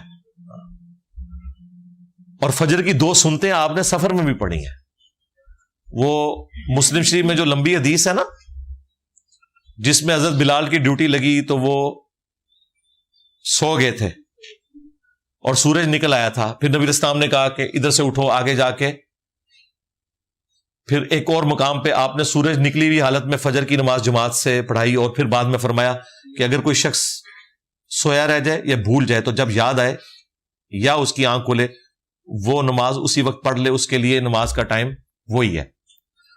وہ حدیث بخاری میں موجود ہے. بخاری کے ایک طریق کے اندر یہ بھی موجود ہے کہ نبی علیہ السلام نے فجر کے فرضوں سے پہلے 2 رکعتیں بھی وہاں ادا کی. یعنی سفر میں بھی آپ نے فجر کی 2 سنتیں اور عشاء کے وتر نہیں چھوڑے. اس کا اہتمام کر لیں، باقی ستے خیر ہیں، پھر کوئی مسئلہ نہیں ہے. وتر میں ویسے تو عموماً سنت 3 وتر ہے. بخاری میں آیا قاسم بن محمد بن ابی بکر جو حضرت ابو بکر کے پوتے ہیں اور محمد بن ابی بکر کے بیٹے ہیں، وہ کہتے ہیں کہ میں نے صحابہ کرام کو 3 وتر پہ ہی پایا ہے. البتہ ایک پڑھنے میں بھی کوئی حرج نہیں ہے، ایک وتر پڑھنا بھی جائز ہے. تو اگر زیادہ کسی کو مسئلہ ہے تو ایک وتر پڑھ لے، جس طرح آخری رکعت پڑھی جاتی ہے نا وتر کی، بس ویسے پڑھ لیں. ثنا پڑھیں، سورہ فاتحہ سورت ملائیں اور دعائے قنوت، اور اسی رکعت میں تشہد بیٹھ کے سلام پھیر دیں، تو یہ بھی جائز ہے. الموطا امام مالک میں ہے سعد ابن ابی وقاص جو فاتح ایران تھے، حضرت عمر کے دور میں انہوں نے جنگ قادسیہ میں پرشین امپائر کو شکست دی تھی اور نبی صلی اللہ علیہ وآلہ وسلم کے رشتے میں ماموں لگتے تھے. وہ پوری زندگی عشاء کی 5 رکعتیں پڑھتے تھے، 4 وتر اور 4 فرض اور 1 وتر، اور سنتا بھی کوئی نہیں پڑھتے، وچ جڑی 2 سنتا ہے نا وہ بھی کوئی نہیں. اور یہ الموطا امام مالک میں لکھا ہوا ہے، پہلی جو حدیث کی کتاب باقاعدہ طور پہ. یہ نہ سمجھیے گا انجینئر صاحب نے خود بیٹھ کے بنا لی یہ باتیں. اب جن لوگوں نے آپ کو نہیں بتایا اور آپ کو انہوں نے صرف عشاء کی 17 رکعتیں بتائی ہیں، ظلم تو انہوں نے کیا ہے نا. ان کو کوئی عشاء کی 17 رکعتیں ساتھ ابن ابی وقاص تو کوئی نہیں پڑھتے، تسی چوکھے مسلم ہو. اور نفلی عبادت ہے، جتنی مرضی کوئی کرے. ہر بندے کے حالات و واقعات ایک جیسے نہیں ہیں. یہ اشراق، چاشت، اوابین، تہجد اور تحیت الوضو، تحیت المسجد، او اللہ دے بندے ہو، اے انہاں بندیاں سے جڑے ویلے نے، ہاں جو بیچارے 2 وقت کی روٹی مشکل سے کماتے ہیں، بس وہ فرض پڑے کافی ہے. ہر بندے کے لیے ہر چیز نہیں ہے، یہ ذہن میں رکھیے گا نا. یہ پاسبل ہے کہ وہ سارے کام بیک وقت کر لے، جو آسانی سے کر سکتا ہے. ہاں دن رات میں 17 رکعتیں آپ نے نہیں چھوڑنی، عشاء کی نہیں، پورے دن رات 24 گھنٹے میں 17. 2 فجر کے فرض، 4 ظہر کے، 4 عصر، 3 مغرب، 4 عشاء. باقی میری تفصیلی ویڈیوز اس پہ ریکارڈ ہے. میں گھر میں مکس اچار بناتا ہوں، کوئی سنی کوئی شیعہ، میرے والدین اور دونوں بھائی اہل تشیع. یہ اچار دا ودر کے تعلق ہے، مکس اچار بنا ہوا ہے، یعنی سنی بھی ہیں شیعہ بھی. میں تو دوسرا اپنے نا چار سمجھا وا. اچار کیوں کہہ رہے ہیں اپنے ماں باپ نو؟ میں جھگڑے چلتے رہتے ہیں سنی شیعہ. میں کیا کروں؟ کیا وہ کچھ چھوڑ دے یار، آپ اپنی شادی کر کے تو فیملی لے کے سائڈ پہ ہو، لڑنے دیں کو. میری دادی محترمہ سید تھیں اور دادا غیر سید، تو کیا نسل سید ہوگی؟ نہیں، سید تو نہیں ہوگی، باپ سے نسل چلتی ہے. اولاد کے حقوق کے بارے میں مولانا حضرات کیوں نہیں زیادہ بیان کرتے؟ بھئی ہم تو کرتے ہیں، بھی جلدی جلدی شادی کراؤ جی ندی. اے حقوق، اولاد حقوق ہے ہی منگتی ہے. ہاں شادی جلدی کرا دو، یا ابا جی نے جو پوری محنت سے کمایا تھا نا، میری اپنی زندگی میں مجھے دے دیں تاکہ بعد ہی میں پوچھا بھی کوئی نہ. ہاں یہی حقوق ہوتے ہیں. 1,24,000 پیغمبر آئے، کیا ان میں سے ہندوؤں کے پاس بھی کوئی آئے ہوں گے؟ May not be.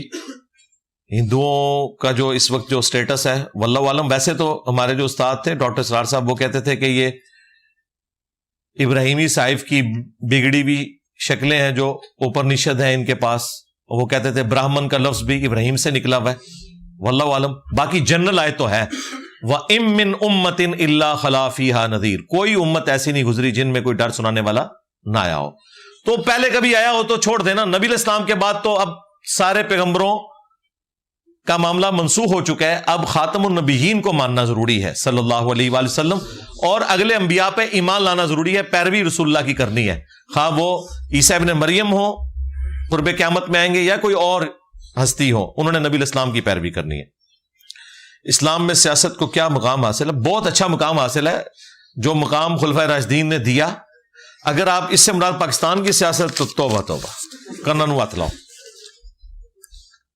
غیر اللہ کے نام کی نیاز کھا سکتے ہیں، غیر اللہ کے اصالے ثواب کے لیے اگر کیا ہوا ہے نا، اور اللہ کے نام کی نیاز ہے، وہ تو آپ کھا لیں، بشرطے کہ اصالے ثواب میں انہیں نفع پہنچانا مقصود ہو، ان سے نفع لینا مقصود نہ ہو، پھر تو وہ بھی حرام ہو جائے گا. کیا زور کی نماز کا عصر کی نماز پڑھ سکتے ہیں؟ مطلب عصر کے ٹائم سے پہلے؟ جی، تینوں طریقے سے سنت ہے. اگر واقعی آپ کی جینون کوئی مجبوری ہے تو ضرور تینوں طریقے سے جمع کریں. زور کے ساتھ عصر بھی جمع ہو سکتی ہے، سینٹر میں بھی ہو سکتی ہے، اور عصر کے ساتھ زور بھی ہو سکتی ہے. ترتیب ہمیشہ یہی رہے گی کہ پہلے زور پڑھیں گے پھر عصر. جمع تقدیم، جمع سوری، جمع تاخیر، تینوں سنت ہے. 2 نمازوں کو جمع کرنا تفصیلی ویڈیو ہے، ایک ایک حدیث ڈسپلے کرائی ہے. گاؤں میں چوری ہو تو وہاں کے پیر حضرات چور کی نشاندہی کر دیتے ہیں، کیا وہ نشاندہی صحیح ہوتی ہے؟ بالکل غلط ہے جی. اس طرح کون کر سکتا ہے؟ بالکل فراڈ ہے. جو اس کے قانونی طریقے ہیں وہ کتا کر سکتا ہے، پیر نہیں کر سکتا. ہاں. کیونکہ اللہ نے اسے سونگنے کی حص دی ہے. ہاں اب اس کو کوئی یہ نہ کہ جی وہ کتا جو ہے وہ پیر سے افضل ہو گیا. ہو سکتا ہے وہ بھی, ہاں ہو سکتا ہے, واللہ عالم. کیونکہ قرآن نے کہا ہے نا کہ جو اپنی عقل استعمال نہیں کرتے وہ چوپایوں سے بھی بدتر ہیں. اولئک کالانعام بل ہم اضل. ہاں یہ ہم کوئی جذباتی بات نہیں کر رہے, قرآن سے ہے. اور اگر کوئی قرآن کو نہیں مانتا, بابوں کا ماننے والا ہے, تو بابوں نے تو خود یہ آپ کو سٹوری سنائی ہوئی ہے کہ جو تگودار خان تھا, چنگیز خان کی اولاد میں سے, تاتاریوں میں سے جو پہلا مسلمان ہوا تھا, اس کے پاس کوئی بابا جی گئے تھے, تو اس نے اس بابے سے پوچھا کہ تمہارے, اس تگودار خان نے بابے سے کہا کہ یہ تمہاری داڑھی کے بال افضل ہیں یا میرے کتے کی دم؟ تو تگودار خان نے کہا تھا, اور یہ باپا جانی نے اپنے رسالے میں لکھا ہوا ہے, اس نے کہا تھا اگر تو اللہ کا فرمانبردار رہا میں, اللہ کی اطاعت کی, تو میری داڑھی تمہارے کتے کی دم سے بہتر ہے, اور اگر میں اللہ کا نافرمان ہوا تو تمہارے کتے کی دم میری داڑھی سے بہتر ہے.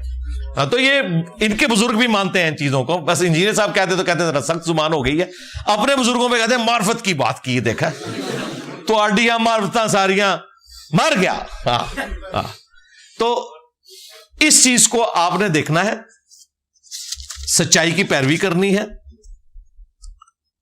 اور جو آفیشل طریقے ہیں ان کو اڈاپٹ کرنا ہے. کتے ایکسپرٹ ہوتے ہیں, ان کے سونگنے کی حص انسانوں سے بہت زیادہ ہے. اگر کوئی کہتا ہے نا کہ جی انسان سے آپ نے, اللہ تعالیٰ نے ہر ایک کو صلاحیت ڈفرنٹ دی ہے. ویل مچھلی 1.5 گھنٹے تک سانس روک سکتی ہے, بابا 1.5 گھنٹے تک روک سکتا ہے؟ 3 منٹ بعد ہی شہادت درجے تک پہنچ جائے گا. چڑیا اڑ سکتی ہے, بابا نہیں اڑ سکتا. اگر وہ کہتا ہے اڑ سکتا ہے تو اڑو, نہیں انجینئر صاحب نے پر کاٹ دیتے ہیں. تو جو قانوناً راستے ہیں وہ آپ اختیار کریں. ویسے تو کتے بھی اب 2 نمبر ادھر ہو گئے ہیں, آپ نے دیکھا نا, وہ 2 نمبر کتے بھی ہیں جو خام خواہ چوری کسی کے اوپر ڈال دیتے ہیں. وہ والے کتے نہ ہون, صحیح والے اوریجنل کتے ہون, ٹومی. کیا کسی صحابی کا غلطی کرنا ان کے مقام کو کم کر دیتا ہے؟ مقام نہیں کبھی کم ہوتا بھائی, انسان تو غلطی کرے گا. اگر انبیاء سے غلطیاں ہوئیں جو گناہ نہیں تھے, لغزشیں ہوئیں, تو ان کا مرتبہ کو ختم نہیں ہو گیا, مرتبہ نہیں کم ہوتا, مرتبہ اپنی جگہ پہ رہے گا. غلطی ہے, غلطی سے توبہ کر لی تو معاف ہو گیا. انسان کو اپنی عبادت کے لیے پیدا کیا اللہ تعالیٰ نے. اس سے کیا مراد ہے؟ عبادت سے مراد ہے ٹوٹل اوبیڈینس. حقوق اللہ بھی پورے کرنے ہیں, حقوق العباد بھی. عبادت کے لیے پیدا کیا ہے, پرستش کے لیے پیدا کیا ہے, تابع فرمان رہنے کے لیے پیدا کیا ہے. وما خلقت الجن والانس الا لیعبدون. جنوں اور انسانوں کو فقط اپنی عبادت کے لیے پیدا کیا. اللہ کو ماننا کافی نہیں ہے, اللہ کی ماننی ہے. ماننے کے ساتھ ساتھ اللہ کی ماننی ہے تو وہ عبادت ہے. تو اللہ کی ماننی ہے تو ماں باپ کے ساتھ اس نے سلوک کرنا ہے کیونکہ اللہ نے حکم دیا ہے. نماز پڑھنی ہے کیونکہ اللہ نے حکم دیا ہے. رزق حلال کمانا ہے کیونکہ اللہ نے حکم دیا. تو عبادت سے مراد صرف نماز, روزہ, حج, زکات نہیں ہے, ٹوٹل دین عبادت ہے. میں بچوں کو دیکھ کر ان کو ہنسانے کے لیے الٹے سیدھے منہ بناتا ہوں, کیا یہ جائز ہے؟ ہاں ٹھیک ہے, یہ تو مذاق کے طور پر ہو سکتا ہے, لیکن کوئی نارمل طریقہ بھی اڈاپٹ کریں. یہ نہ ہو کہ تھوڑے بچے بڑے ہوں تو آپ کا مذاق اڑانا شروع کر دیں. صاحب نہ لی چلو. کبھی کبھی دل میں خیال آتا ہے کہ اگر مرنے کے بعد اللہ اور قرآن و سنت والا معاملہ نہ ہوا تو کیا ہوگا؟ پھر تو کچھ بھی نہیں ہوئے گا, موجہ مارو. وہ گاندھی صاحب سے بھی اگلے دن پوچھا نا کہ جی اگر آگے جا کے پتہ چلا, انہوں نے کہا آگے جا کے جو پتہ چلے گا وہ یہی پتہ چلے گا, ورنہ تو پتہ ہی نہیں نہ چلے گا. یعنی اگر آخرت کی زندگی نہیں ہے نعوذ باللہ, پھر تو کوئی ٹینشن نہیں ہے. اور اگر آگے چل کر پتہ چلا تو یہی پتہ چلے گا کہ آپ زندہ ہو گئے ہیں. ہاں تو آگے چل کے یہی پتہ چلنا ہے, ہاں دوسرا تو پتہ ہی نہیں چلنا.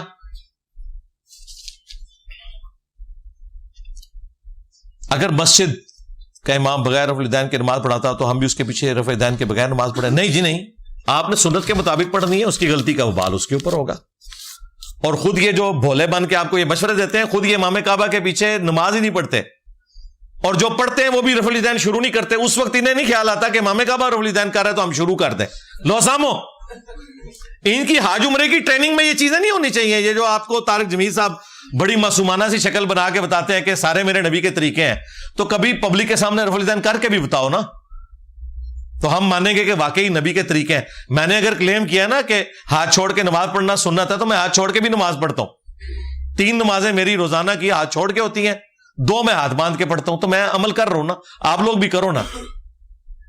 الٹا کوئی رفع الیدین شروع کر دے تو اس کو سمجھانے کے لیے نکل پڑتے ہیں یہ لوگ. تو یہ ساری کہانی ہے. آپ کو یہ مشورہ دیتے ہیں کہ امام رفع الیدین نہیں کر رہا تو امام کی پیروی کا حکم ہے, تو تم لوگ بھی حج اور عمرے کی ٹریننگ میں بتایا کرو کہ چونکہ امام کعبہ رفع الیدین کرتا ہے, حنفیوں نے وہاں رفع الیدین جا کے شروع کرنا ہے. بتاتے ہیں یہ کتنے مکار ہیں. ایک بیوہ عورت جب دوسری شادی کرتی ہے تو اپنے دوسرے خاوند کے بیٹوں کے لیے محرم ہوگی, جی محرم ہی ہوگی, اور اپنی بیٹی جو پہلے خاوند سے ہے اسے دوسرے خاوند کا نام دے سکتی ہے؟ نہیں دے سکتی. کیوں دے گی؟ اس کا والد تو وہ ہے. جنت حرام ہو جائے گی یہ کام کیا. بخاری مسلم میں حدیث ہے, جس نے اپنے باپ کا نام بدلا اس پہ جنت حرام ہے. باقی آپ کے جو پہلے خاوند سے اولاد ہے وہ آپ کے موجودہ خاوند کے لیے محرم ہی ہوگی, وہ اس کی بیٹیوں کے مانند ہے. دوسرے خاوند سے اولاد ہے اس عورت کی محرم ہوگی جو شادی کر, جی ہوگی. جیسے شادی ہوئی ہے, چاہے عورت کے پہلے خاوند کی اولاد ہے یا اس خاوند کی پہلے کسی عورت سے اولاد ہے, تو اب یہ اس کی ماں بن گئی اور وہ ان کا باپ بن گیا. یہ تو سورہ النساء کی آیت نمبر 23-4 میں جو محرمات ابدیہ ذکر ہوئے ہیں ان میں یہ چیز ذکر ہوئی ہے. پچھلے دنوں جو ملک بینک کے اوپر میں نے ویڈیو ریکارڈ کروائی تھی, یہ سارے مسائل اس میں بتائے ہوئے ہیں. میں نے سنا ہے کہ جب بہن بھائی آپس میں بات کرتے ہیں تو وقت رک جاتا ہے, کیونکہ بہن بھائی جنت میں ایک دوسرے کو نہیں جانتے ہوں گے. یہ کیا مجھے نہیں سمجھ آئی. دنیا میں وقت رک جاتا ہے؟ چیک کر لیں, ویسے مجھے تو لگتا ہے نہیں رکتا, کڑی سامنے رکھ کے چیک کر لینا. آنسو ناپاک ہیں, اگر آنسو نکل آئے تو وضو ٹوٹ جاتا ہے؟ نہیں جی کوئی نہیں, کسی کے نزدیک بھی نہیں ہے. یہ جو باپا جانی کا کلپ کاٹا ہے نا وہ آؤٹ آف کانٹیکسٹ ہے. انہوں نے عام آنسوؤں کی بات نہیں کی, وہ فقہ حنفی کا مسئلہ ہے کہ آشوب چشم کے آنسو ناپاک ہیں جو آنکھوں کی بیماری کی وجہ سے نکلتے ہیں. یہ بھی ان کی کہانی ہے, قرآن و حدیث سے اس کا کوئی تعلق نہیں ہے, لیکن باپا جانی کا قصور نہیں ہے. یہ بڑے لکھ کے گئے ہوئے ہیں, یہ فقہ حنفی کا مسئلہ ہے. جس طرح باپا جانی اگر اپنی تقریر میں کہتے ہیں قرآن کے بعد سب سے افضل بخاری شریف ہے, لیکن نماز بغیر رفع الیدین کے ہی پڑھ رہے ہیں بخاری شریف کے خلاف قادیانیوں والے طریقے پہ, تو اس میں باپا جانی کا قصور نہیں ہے. حنفی رفع الیدین نہیں کرتے.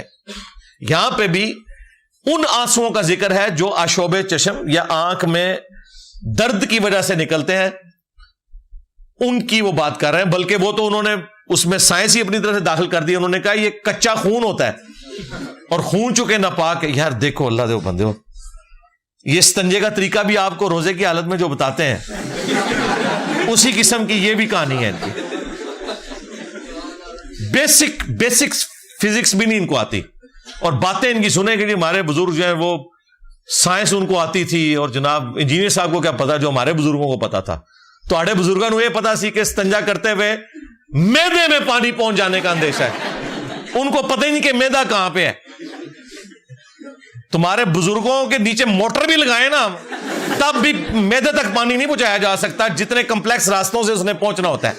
اور انڈر گریوٹی چیزیں ہمیشہ نیچے آتی ہیں, اوپر نہیں چڑھتی. ہاں پھر آپ انہیں اکثر سنا ہے کہ جی وہ کھڑے ہو کے پانی پیے نا تو مسانہ کمزور ہو جاتا ہے, کیونکہ پانی جو کھڑے ہو کے پیتا ہے ڈائریکٹ مسانے پہ اٹیک کرتا ہے. ان کو پتہ ہی نہیں کہ مسانہ کدھر ہے اور پانی نے کدھر جانا ہوتا ہے.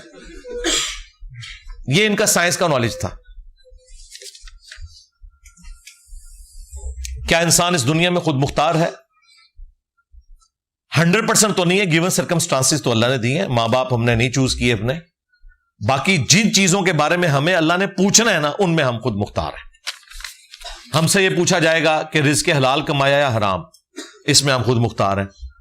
ہم سے یہ پوچھا جائے گا کہ اذان کی آواز آئی تو مسجد کی طرف گئے یا شیطان کی آواز پہ لبیک کہتے ہوئے نماز سے روگردانی کی, اس کے بارے میں ہم سے پوچھا جائے گا.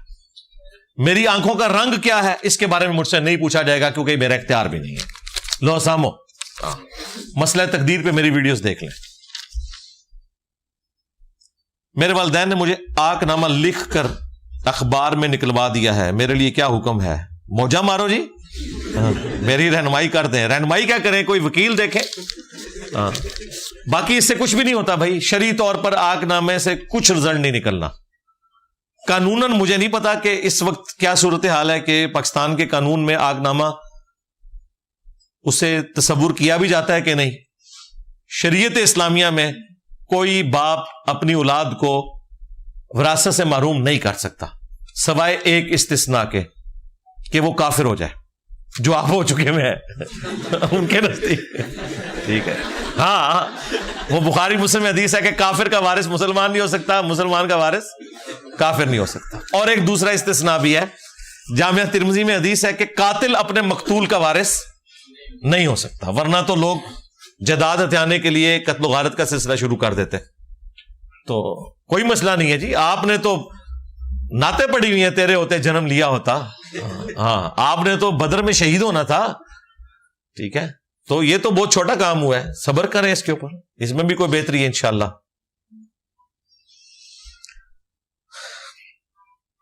قرآن میں ہے کہ نیک لوگوں کی روحیں آسانی سے نکلتی ہیں، لیکن نبی علیہ السلام نہیں، قرآن میں تو کوئی نہیں لکھا ہوا کہ نیک لوگوں کی روحیں آسانی سے نکل جاتی ہیں، اس ٹاپک کو تو ڈسکس ہی نہیں کیا گیا۔ صرف یہ ہے کہ نیک لوگوں کو موت کے وقت بشارت دی جاتی ہے، فرشتے ان پہ آتے ہیں، وہ ساری چیزیں۔ آسانی غیر آسانی کا جو تعلق ہے وہ احادیث کے اندر ہے۔ باقی نبی علیہ السلام پہ جو موت کے وقت کیفیت طاری ہوئی ہے، جی سختیاں تو موت کی وہ والی سختی تو ہے نا، وہ تو اپنی جگہ ہے اس وقت، وہ تو بخاری میں حدیث ہے، عائشہ کہتی ہیں جب سے میں نے نبی علیہ السلام کو موت کی سختی میں دیکھا ہے تو میں تعجب نہیں کرتی۔ وہ تکلیف تو ہے اپنی جگہ، لیکن اللہ تعالیٰ اس تکلیف کو برداشت کرنا اس شخص کے حق میں آسان کر دیتا ہے، بس یہ ہوتا ہے۔ باقی تو حقیقت بات ہے کہ اگر اچانک چھوٹے سے دھماکے کی آواز آئے تو آپ نہ چاہتے ہوئے بھی ایک بار ہل جائیں گے، آنکھیں بند کر لیں گے۔ وہ دیکھا نہیں تھا دھرنے میں وہ ڈاکٹر طارق قادری صاحب کا جب سپیکر پھٹا تھا، الا ان اولیاء اللہ لا خوف علیہم ولا هم یحزنون، ختم ہو گیا سی۔ وہ نیچرل پروسیس ہے، ٹھیک ہے، اس سے کوئی ولایت نہیں کسی کی ختم ہوتی، یہ نیچرل پروسیس ہے۔ باقی اسی طریقے سے سر درد ہونا، بیماری ہونا، یہ ساری نیچرل تکالیف ہیں، یہ آتی ہیں، ان تکالیف کو برداشت کرنا آسان ہو جاتا ہے۔ باقی جو اللہ کے نافرمان ہیں ان پہ تو تکلیف ہی بہت بڑے لیول کی آتی ہے، والعیاذ باللہ تعالی۔ ہاں، تو یہ جو مومن کے لیے موت کے اس سفر سے گزرنا اللہ تعالیٰ آسان کر دیتا ہے انشاءاللہ تعالی۔ آل عمران کیا ہے 7 متشابہات سے مراد کیا ہے؟ متشابہات کے اوپر میں نے تفصیلی ویڈیوز ریکارڈ ہے، میں نے قرآن کی تفسیر میں بھی اس کے اوپر ڈسکشن کی تھی۔ عربی میں کہتے ہیں ریزیمبلنس، یعنی کسی چیز کی مثال بیان کرنا۔ اب چونکہ آخرت کی زندگی کو دنیا میں تو دکھایا نہیں جا سکتا، اس کا ایک دھندلا سا تصور پیش کیا جا سکتا ہے۔ دنیا میں اللہ نے فروٹ رکھے ہیں یہ بتانے کے لیے کہ جنت میں بھی فروٹ ہوں گے، لیکن وہ فروٹ اور یہ فروٹ کوئی کمپیریزن نہیں، وہ نہ کسی آنکھ نے دیکھے، نہ کسی کان نے سنے، نہ کسی کے دل پہ ان کا کھٹکا گزرا، جو بخاری مسلم میں حدیث ہے۔ لیکن ایک دھندلا تصور تو ہو جاتا ہے نا جب آپ ذہن میں لاتے ہیں کہ شہد کی نہر ہوگی، شہد کا ٹیسٹ تھوڑا بہت آپ کو پتا ہے، اب وہ والا شہد کیا اور پھر نہر کی کیا کیفیت ہے، وہ صرف سمجھانے کے لیے۔ یہ ہے متشابہات، جو انسانوں کو سمجھانے کے لیے اللہ نے مثالیں بیان کی ہیں، جن کی حقیقت ہمیں نہیں پتا۔ حوریں، وہ طارق جمیل صاحب جتنی بھی کوشش کر لیں وہ آپ کو نہیں سمجھا سکتے، وہ وہاں جا کے پتا چلے گا۔ اس طریقے سے اللہ تعالیٰ کی جو کوالٹیز ہیں، اللہ دیکھتا ہے، اللہ سنتا ہے، ہم بھی دیکھتے ہیں، ہم بھی سنتے ہیں، لیکن زمین و آسمان کا فرق ہے۔ تو یہ سمجھانے کے لیے باتیں کی جاتی ہیں، مثالیں بیان کر کے انہیں کہا جاتا ہے متشابہات، یعنی جو ریزیمبلنس والی چیزیں ہیں، ایک دوسرے کے مشابہ ہیں، ہم اردو میں لفظ استعمال کرتے ہیں، بس یہ ہے۔ تو اس لیے اللہ نے کہا کہ قرآن میں جو متشابہات ہیں بس ان پہ ایمان لے کے آنا ہے۔ اللہ کا عرش ہے کیسا ہے، اللہ کی کرسی کیسی ہے، اللہ کی آنکھیں کیا اس طرح ہم اشارہ کر سکتے ہیں؟ نہیں، اس کی تفصیلات کیا ہیں وہ اللہ کو پتا ہے، ان پہ ایمان لانا ہے، اور ساتھ ہی اس میں ہے کہ محکمات جو ہیں وہ کتاب کی جڑ ہیں، ان پہ آپ نے عمل کرنا ہے۔ میں اپنے والد مرحوم کے لیے عمرہ کرنا چاہتا ہوں, اس کا طریقہ بتا دیں. والد کے لیے عمرہ نہ کریں, حج کریں نا بھائی. اگر ان پہ حج فرض تھا اور نہیں کر سکے تو حج بدل ان کی طرف سے آپ کریں. عمرہ تو چھوٹی چیز ہے نا, حج کریں. اور اگر حج کی استطاعت نہیں ہے تو ٹھیک ہے, عمرہ کر لیں. اس کے لیے ضروری ہے کہ آپ نے پہلے عمرہ کیا ہو. وہ ابو داؤد میں حدیث ہے, ایک صحابی عمرے کی نیت کرتے وقت لبیک کہتے ہوئے اپنے بھائی کا نام لے رہے تھے, تو آپ نے فرمایا یہ کس کا نام لے رہے ہو؟ ان کا میں اپنے بھائی کی طرف سے کر رہا ہوں. آپ نے فرمایا کہ تم نے اپنا عمرہ کیا ہوا ہے پہلے؟ فرمایا پہلے اپنا کرو پھر بھائی کی طرف سے کرو. ٹھیک ہے, تو وہ تو دل کے ارادے کا نام ہے, پہلے آپ اپنا کر لیں اس کے بعد ان کی طرف سے کریں. سلونی پر مولا علی علیہ السلام کا علم اور معرفت. سلونی یعنی پوچھ لو جو مجھ سے پوچھنا ہے. ظاہر ہے اتنا ہی وہ بتا سکتے تھے جو بتایا گیا تھا. باقی جو وقت کے ساتھ ساتھ اللہ تعالیٰ نے انسان کو ترقی کروائی ہے, ان چیزوں کے علوم اس وقت نہ ان لوگوں کی ضرورت تھے اور نہ اللہ تبارک و تعالیٰ نے ان کے ذریعے کوئی ایسے علوم ظاہر کیے. وہ وقت کے ساتھ ساتھ انسان ترقی کرتا جا رہا ہے, جو سائنس کا علم ہے. باقی دین کے حوالے سے ظاہر ہے ان سے بڑا کوئی عالم نہیں تھا, اور وہ ہمارے دین کے ہی امام ہے.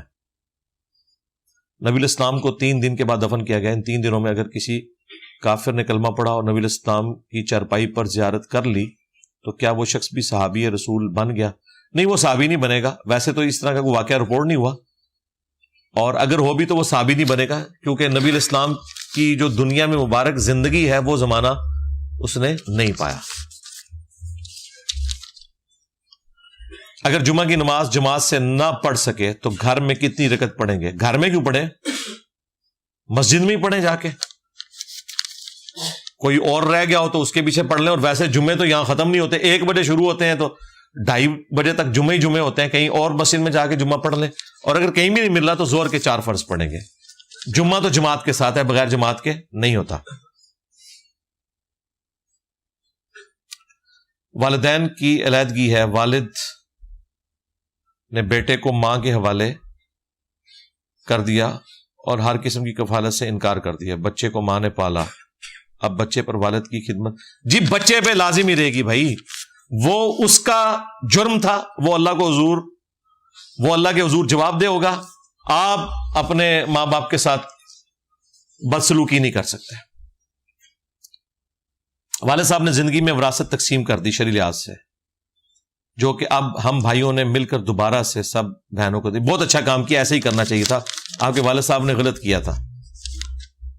باقی وفات کے بعد ہوا تو وراثت کے ذریعے سے ہی تقسیم ہوگی, یعنی لڑکوں کو 2 حصے اور لڑکی کو 1 ملے گا. قبرستان میں فاتحہ خوانی کے لیے جائیں تو وضو ضروری ہے؟ فاتحہ خوانی کے لیے تو جانا نہیں ہے, صرف دعا کے لیے جانا ہے آپ نے اور عبرت حاصل کرنے کے لیے. وضو کرنا کوئی ضروری نہیں ہے.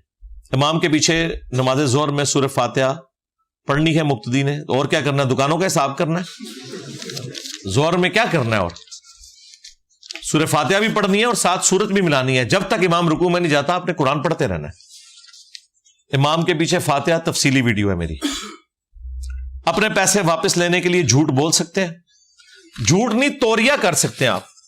مطلب یہ کہہ سکتے ہیں مجھے سخت ضرورت ہے, تو بات ٹھیک ہے, یہ ہر بندے کو پیسے کی ضرورت ہے.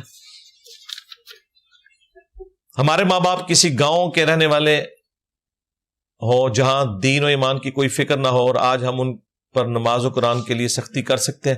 بھائی سمجھا ہی سکتے ہیں, سختی سے کچھ نہیں ہونا. سختی آپ نے جو کرنی ہے وہ اپنے بیوی بچوں پہ کرنی ہے, ماں باپ پہ کوئی سختی نہیں ہے.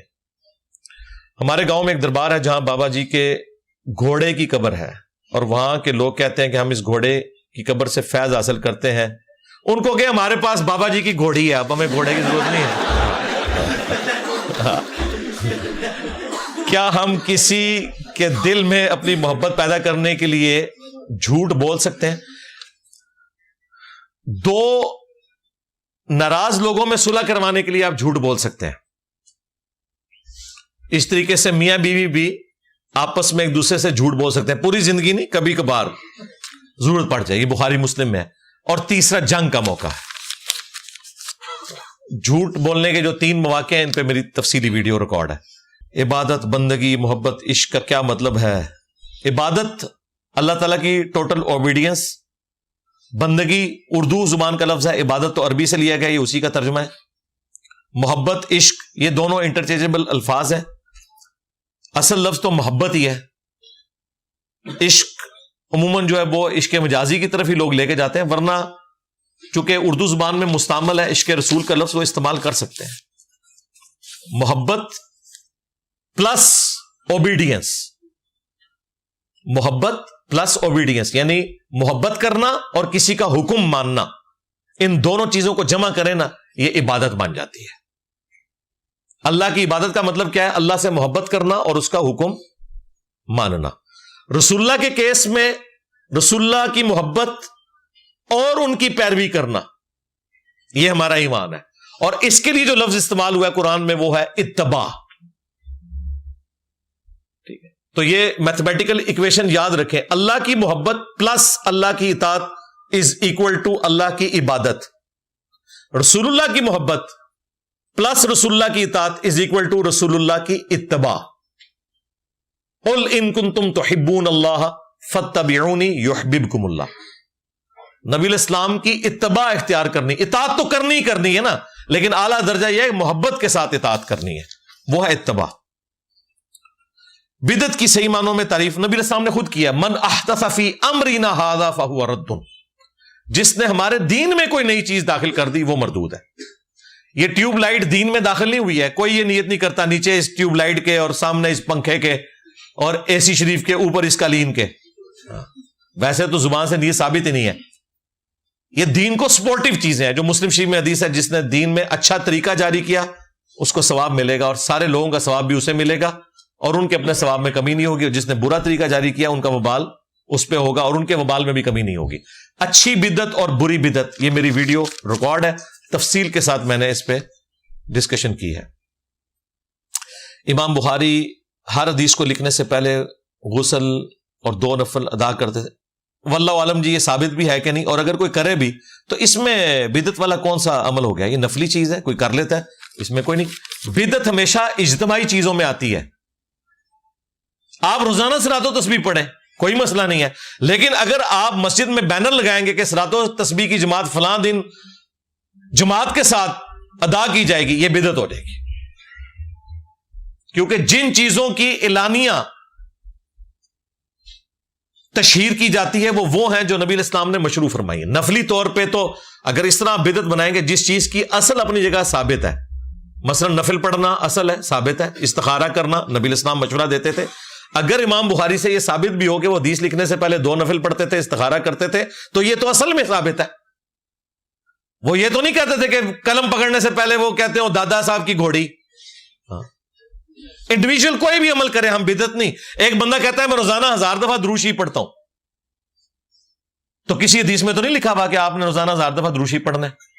ہم نہیں کہیں گے بدعت ہے، ہم کہیں گے جنرل حدیث ہے ترمذی میں کہ قیامت کے دن میرے سب سے زیادہ نزدیک وہ شخص ہوگا جس نے دنیا میں مجھ پہ سب سے زیادہ درود شریف پڑھا ہوگا. اللہم صلی علی محمد وعلی آل محمد. اب آپ کی مرضی، آپ 1000 دفعہ پڑھیں، آپ 10,000 دفعہ پڑھیں، آپ 10 دفعہ پڑھیں، وہ آپ کی اپنی مرضی. لیکن اگر آپ اجتماعی طور پہ لوگوں کو بلائیں گے اور کہیں گے 1.25 لاکھ دفعہ آیت کریمہ، خود بے شک آپ 1.25 کروڑ دفعہ پڑھیں، جب اجتماعی شکل اسے دے دیں گے نا، تو آپ نے ایک ایکٹیویٹی ایسی بنا دی ہے جس کو آپ نے جاری کیا ہے، جو کہ نبی الاسلام کا اختیار تھا کہ وہ اللہ کے اذن سے آپ کو بتاتے. فرض نماز کے لیے ہم اذان دیتے ہیں نا، اگر کوئی اشراق کی نماز کے لیے اذان دے تو ہم اسے بدعت ہی کہیں گے، کیونکہ وہ اجتماعی کام کی طرف بلا رہا ہے. انڈیویجول اگر کوئی عبادت اپنے لیول کے اوپر نفلی کرنا چاہتا ہے جس کی اصل موجود ہے دین میں، تو آپ کریں. مثلا اب میں اتوار کو بیٹھ کے جو درس دے رہا ہوں، تو اگر بدعت کی وہ ڈیفینیشن کی جائے جو لوگ ٹونٹ کرنے کے لیے کہتے ہیں، ان کو حقیقت میں کوئی بدعت سے لینا دینا نہیں، خود بدعتی ہوتے ہیں. تو اتوار والے دن نبی الاسلام نے تو کوئی درس نہیں دیا.